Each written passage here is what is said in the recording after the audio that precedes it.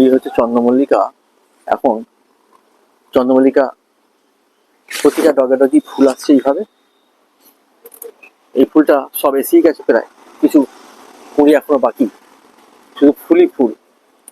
যদি ঠিকভাবে পরিচর্যা করা যায় এবং সময় মতো খাবার দেওয়া যায় এবং পোকামাকড় দমনের ওই ওষুধপত্র দেওয়া যায়, যেটা আমি আমার ভিডিও দেখিয়েছি, সেইভাবে যদি আপনি এটা পরিচর্যা করেন তাহলে চন্দ্রমল্লিকা এইভাবে পাওয়া যাবে।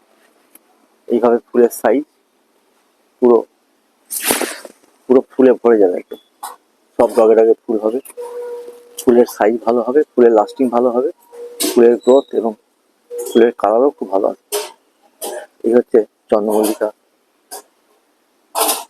পরিচর্যার কথা বললাম। আর এটাকে ভরপুর একদম 6-7 ঘন্টা রোদে রাখুন। এই শীতের ফুল এটা, এই রোদ খুব দরকার। আর জল, খুব বেশি জল দেবেন না, অথচ ময়েশ্চার থাকবে মাটিতে, সেইভাবে রাখুন, তাহলে প্রচুর ফুল পাবে, শুধু ফুলেই ফুল। থ্যাংক ইউ, ভালো থাকবেন।